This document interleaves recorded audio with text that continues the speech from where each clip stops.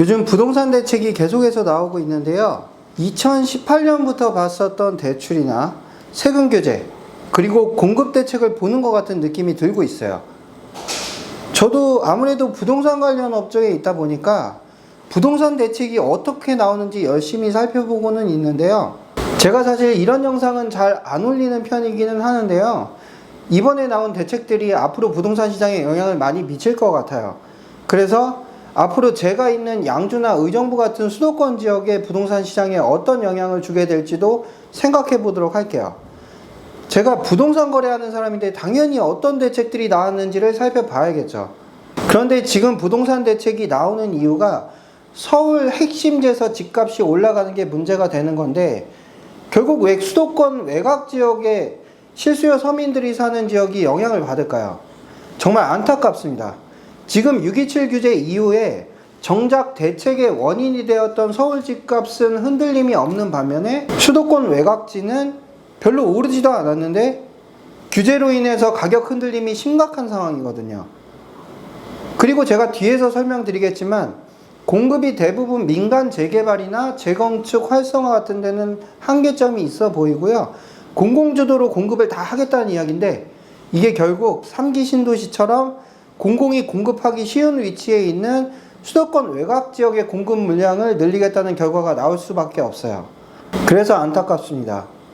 서울에는 택지를 공급할 땅이 없기 때문에 결국 외곽 지역 싸게 공급해서 서울 집값 잡겠다는 방향인 거예요.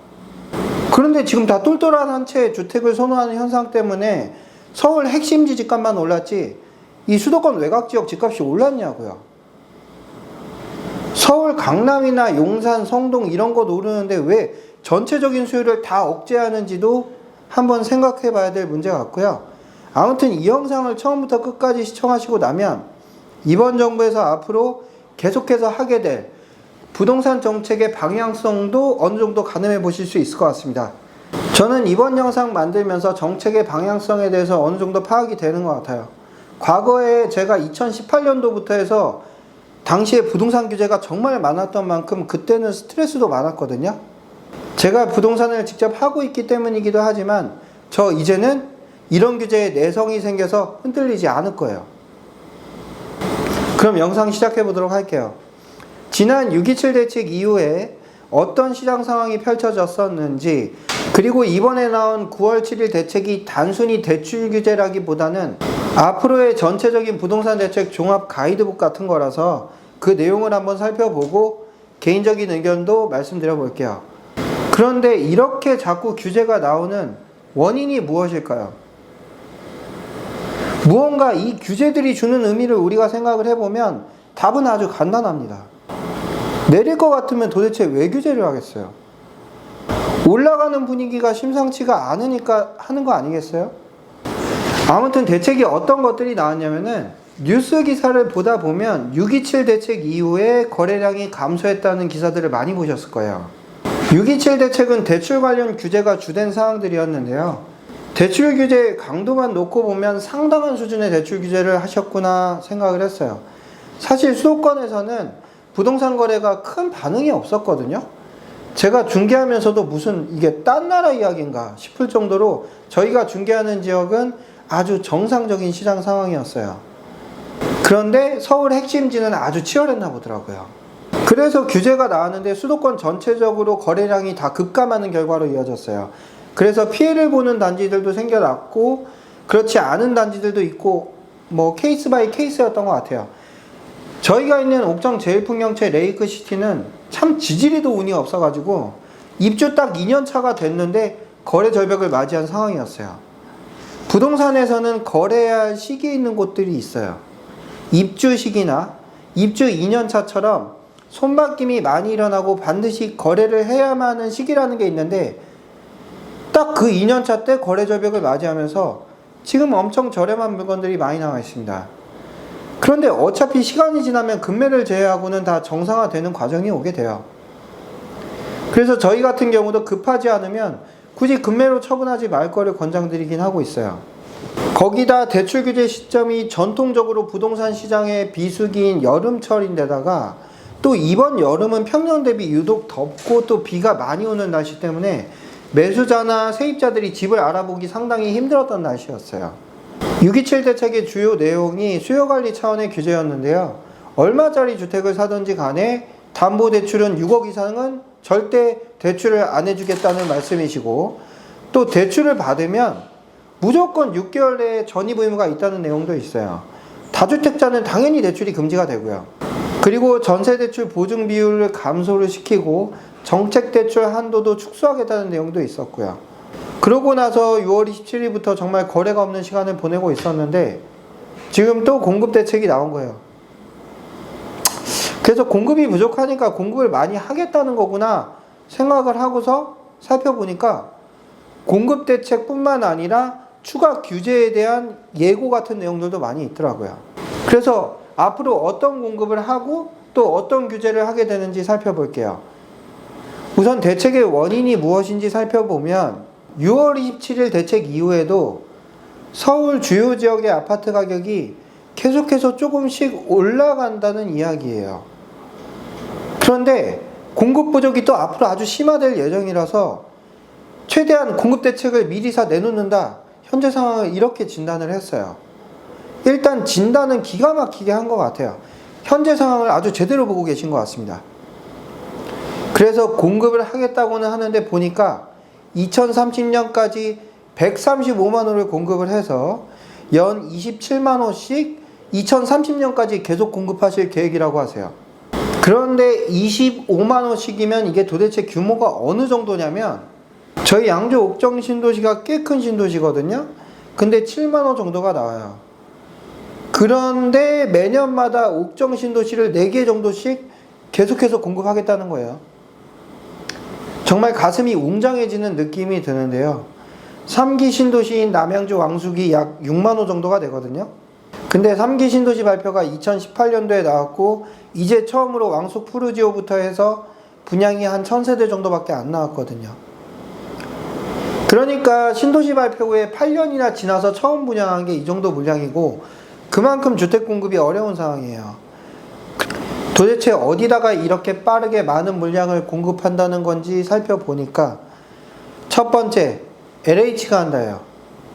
LH는 뭐 아시죠? 예전에 땅 투기 같은 거 사건도 있기는 했지만 좋은 일도 많이 하는 그런 기업이야. 그래서 내가 있잖아. 부족한 92,000호 중에 75,000호를 LH에서 직접 시행을 해서 추가 착공을 하겠다고 말씀을 하고 계시고요. 그동안 민간 사업 시행자들이 손해볼까봐 아파트 지어서 공급도 안 하고 막 그랬지만 이제는 LH에서 토지 공급부터 해서 사업 시행까지 다 하신다고 하시네요. 그러면 되겠네요. 뭐 어차피 LH는 이익이 나든 손해를 보든 상관없는 공기업이잖아요. 그냥 시장 상황 안 보고 뭐 손실 보더라도 계속 지으면 된다는 이야기예요. 그런데 지금 LH는 적자가 아주 심한 데다가 부채가 또 좀 엄청 나시거든요. 그런데 일단 적자 규모를 늘려서라도 무조건 공급을 하시겠다고 하시는 거예요. 근데 이거 이렇게 하긴 좀 어려우실 텐데. 그럼 그동안은 왜 계속 적자 보면서 공급 못 했겠어요? LH 영업 손실이 매년 4천억 이상이 나온다고 해요. 내년에도 4,700억 손실 예정인데 뭐 그냥 대충 어차피 공기업인데 나라에서 여기 망하게 하겠어요. 여기 세금으로 이제 좀 보전을 해주면 되긴 하겠죠. 일단 공급부터 하자 이 이야기인 것 같아요. 뭐 다 깊은 생각이 있으시겠죠. 그런데 걱정이 되는 건 LH 부채가 이미 170조에 달하는 상황이라고 뉴스가 나오고 있어요. 그리고 27년도엔 219조, 28년도엔 246조로 부채 규모가 가파른 상승세가 예상이 된다고 하는데요. 200조면 금리 3%라고 해도 매년 이자만 6조가 나오는 거거든요. 근데 LH니까 그냥 이자 안 내도 좀 봐줘야 되지 않을까 싶기는 한데 뭐 손실나면 국민이 세금 들어가면 되는 부분이니까 어쨌건 이것도 걱정을 안 할 수는 없겠죠. 그럼 LH는 어떻게 운영이 되는 기업이냐 궁금하실 수 있으실 텐데요. LH는 그동안은 땅을 팔아서 수익을 내는 구조로 기업을 운영해 왔어요. 공공택지를 조성을 해서 토지를 민간 사업 시행자한테 또 입찰을 받아가지고 토지를 분양한 분양대금이 가장 큰 수익원인 기업이에요. 그런데 공공임대나 공공분양도 또 같이 운영을 하긴 하는데 공기업인데 수익이 날 정도로 비싸게 분양할 수는 없잖아요. 공공임대도 마찬가지로 수익을 낼 수는 없고요. 그래서 분양가 상한제로 공공분양으로 수익을 내긴 좀 어렵고 공공임대를 받아서 사업비용을 충당하기도 어려운 면이 있어요. 공공분양가를 올리고 공공임대료도 올리면 되지 않냐? 이렇게 하면 반발이 장난 아니기 때문에 그럴 수 없을 것 같고요. 설마 LH에서 국민들한테 공급하면서 수익 내고 그러지는 않을 거 아니에요. 그래도 공기업인데 이렇게 LH는 공공택지를 조성을 해서 토지대금으로 수익을 내고 일부 적자를 감내하면서 공공분양이나 공공임대를 해왔던 공기업인데요. 토지 공급도 내가 하고 시행도 내가 한다. 앞으로 모두 LH가 시행한다고 하세요. 앞으로는 영업적자와 부채가 아주 크게 증가할 것 같다는 우려가 되기는 하는데 그래도 뭐 다 생각이 있으시겠죠. 두 번째 내용은 비주택용 용지를 용도 전환하겠다고 말씀하시는데요. 이거는 공공택지지구에서 용도를 바꿔서라도 주택을 공급하겠다고 하는 내용이에요. 보통 택지지구나 신도시에서 주택을 공급할 때는 토지이용 계획을 보고서 분양받는 분들이 많이 계시거든요. 원래 상업시설이나 공공시설 용지, 자족용지, 단독주택 용지 같은 거를 지정을 재검토해가지고 여기다가 아파트를 짓겠다고 하시는 거예요. 이게 될까? 거기 주민들 반발이 장난 아닐 것 같다는 생각이 드는데요. 왜냐하면 만약에 우리 집 앞에 상업이나 업무용지 예정지가 있는데 사람들은 다 그거를 기대를 하고서 들어와서 여기 살고 있거나 또는 분양받으신 분들이 많으시잖아요. 그런데 갑자기 여기 용도를 아파트로 바꾸실 수도 있다고 말씀을 하세요.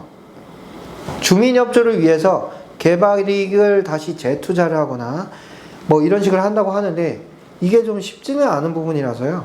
하더라도 주민 반발에 심하게 부딪히지 않을까 생각이 들지만 일단 그렇게 하신다고 하세요. 그리고 공공택지 사업 속도 뭐 이거는 오래전부터 하셨던 말씀이셔가지고 다시 한번 의지를 보여주신 것 같고요. 내용을 보게 되면 공급을 빨리빨리 하셔야 되니까 중복된 절차를 단축을 해서라도 어떻게든 공급 속도를 높이시겠다고 하시는 거고요. 와, 그 밑에 보면은 맹꽁이의 신속 이주를 위해서 대체서식지 조성 기준을 유연화 시킨다는 내용까지 나왔어요. 세심함 장난 아니네요, 지금 공사 현장에서 맹꽁이 나오면 바로 공사 중단이거든요. 얼마 전에 저희 동네에 탑석푸르지오가 맹꽁이 나왔잖아요. 근데 이런 것까지 세심하게 규제 개선을 해주려는 노력 정말 감동적인 부분이고요. 그런데 서울 지역의 주택 공급은 LH가 하실 수 없는 좀 그런 부분들이 있어요. 왜냐하면 공공택지가 아니라 대부분 다 민간 택지들인데다가 택지를 공급할 땅 자체가 없기 때문이에요. 그래서 공공임대주택을 재건축한다고 하세요.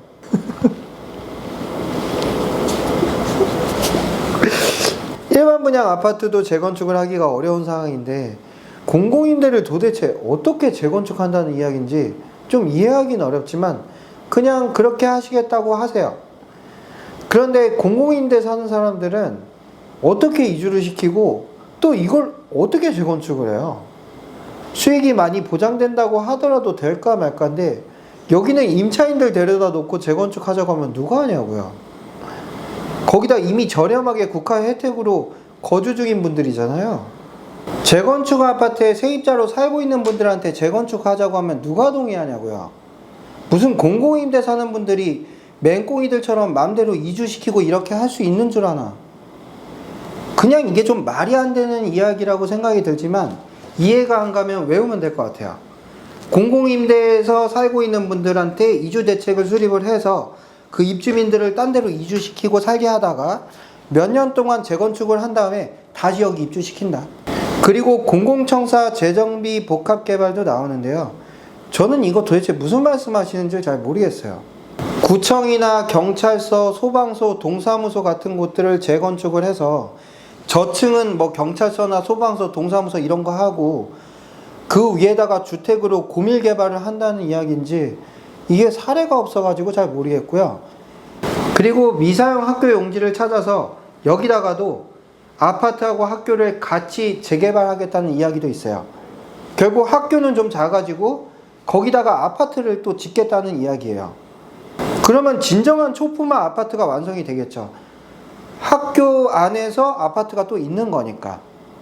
그리고 서울에는 땅이 없으니까 유유부지라도 찾아가지고 서울에도 2030년까지 4,000호를 착공하는 게 목표라고 하시고요.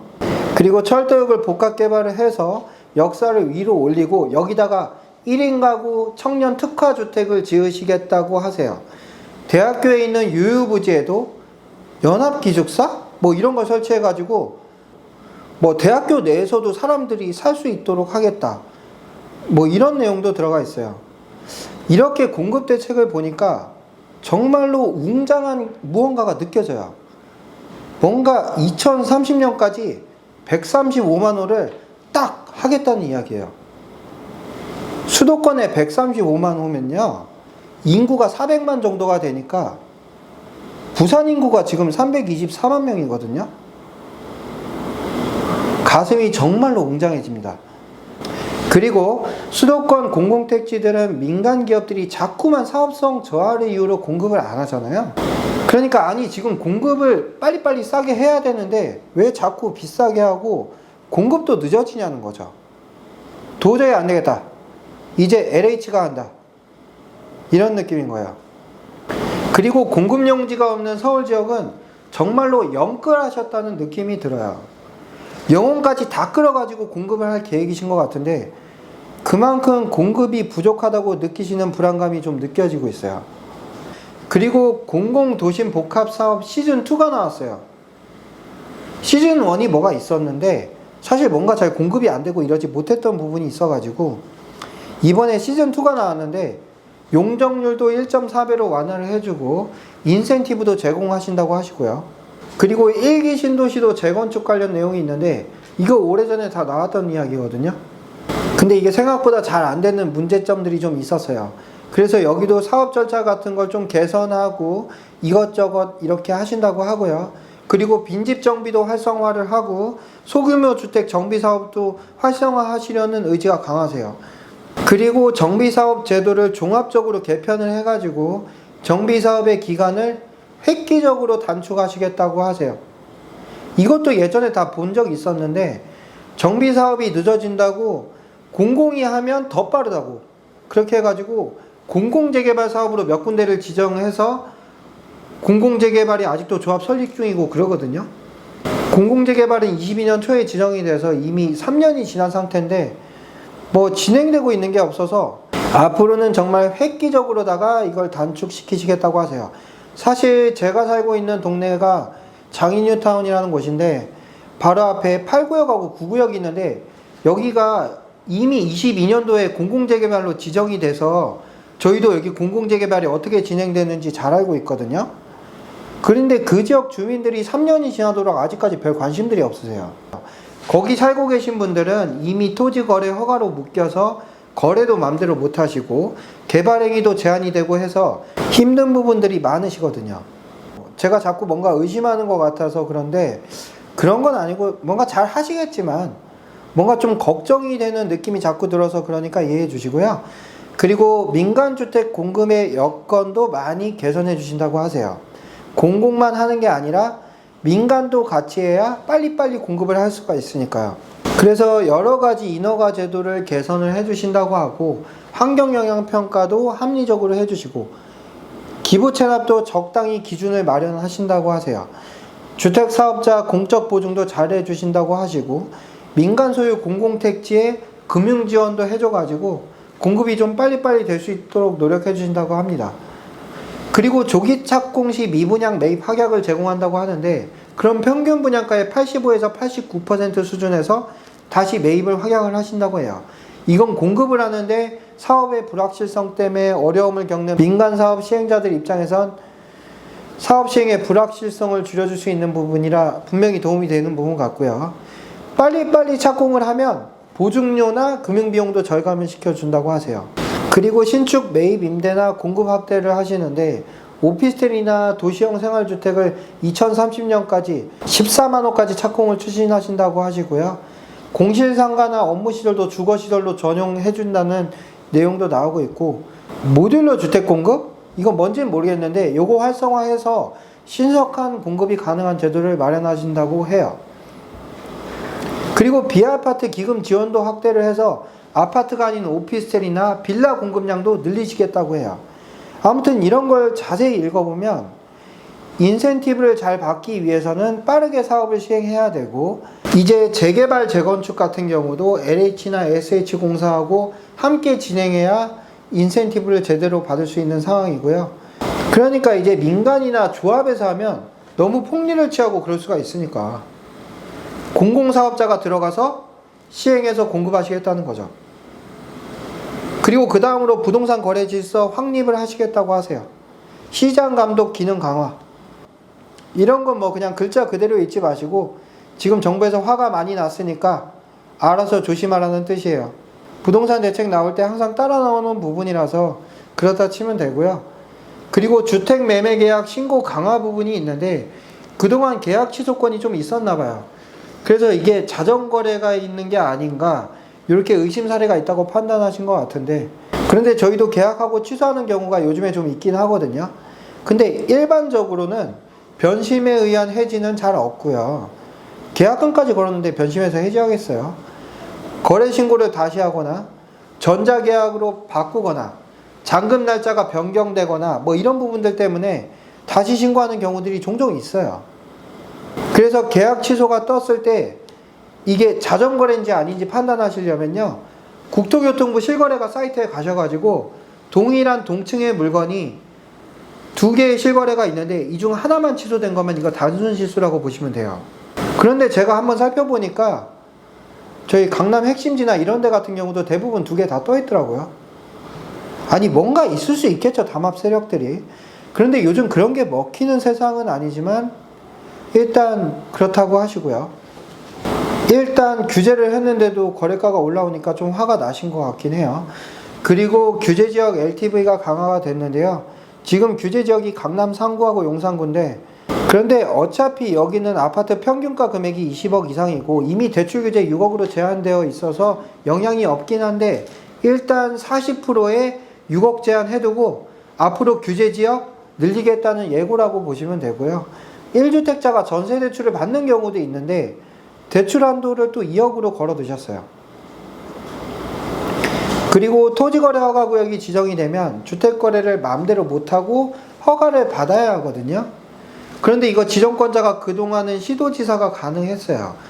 근데 이제 국토교통부 장관님이 편하게 어디든 지정할 수 있도록 하셔가지고 이제는 뭐 지자체의 동의 없이도 가능해졌고요. 그럴 일은 없겠지만 의정부나 양주시 같은 곳도 지자체 동의 없이 국토교통부 장관이 그냥 지정할 수 있게 됐습니다. 이렇게 요번에 9월 7일 부동산 공급 대책을 살펴봤는데요. 정말 많이 공급이 부족하다고 느끼신 것 같다는 생각이 들어요.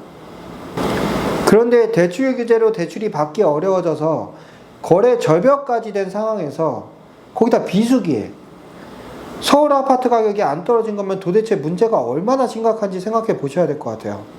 만약에 가만히 놔둬도 집값이 떨어질 만한 상황이라면 굳이 이런 대책 나올 필요 없겠죠. 올라갈 게 예상되니까, 불안하니까 선제적으로 영끌 공급 대책이나 대출 규제 같은 수요 억제 정책들이 나오는 게 아닐까 생각이 됩니다. 그나저나 제가 중개하는 의정부나 양주는 오르지도 않았는데요. 서울 핵심지 아파트 가격 잡겠다고 매수 심리를 꺾으니까 오히려 요즘 의정부 양주 지역이나 수도권 외곽 지역 같은 경우는 분양시장 청약 경쟁률 정말 다 박살났고요. 기존의 아파트 단지들도 다 시세가 하락하는 상황이 이어지고 있어요. 솔직히 지금 규제 대상이 수도권 외곽 지역들은 좀 아니지 않나 싶어요. 그런데 서울 핵심지는 다시금 신고가를 막 찍고 있고 수도권 외곽 지역들은 가격이 빠지는 상황이에요. 이번 부동산 대책을 보면서 모든 걸 좀 공공히 하려는 경향이 강하게 느껴져요. 다주택자를 규제하면서 임대사업자는 대출을 또 아예 안 해주고 민간은 1주택만 하라고 하면서 모든 임대사업은 공공이 다 하려고 하시는데, 이거 공공이 공급하는 속도만큼 민간에서 공급하는 물량이 더 빨리 줄어들 수도 있어요. 그럼 살기 좋은 도심 지역일수록 LH가 공급할 땅이 없기 때문에 그 지역은 아파트 가격이나 임대료는 더 올라가고, 그렇지 않은 수도권 외곽 지역은 LH가 뭐 택지지구 또 지정해서 공급하면 되니까 이런 지역은 임대료도 내려가고 아파트 가격도 내려가겠죠. 이제는 똘똘한 한 채 선호 형상이 너무 오래 지속돼서 지역별 차이가 너무 크게 벌어지는 느낌이 들어요. 나중에 주택시장은 정말 심각한 양극화 문제를 겪지 않을까 걱정이 되고 있어요. 솔직히 제가 양조 옥정에서 부동산을 하고 있지만 능력이 된다면 서울 아파트를 사라고 말씀드려야 하는 상황이 지속되고 있어서 안타깝습니다.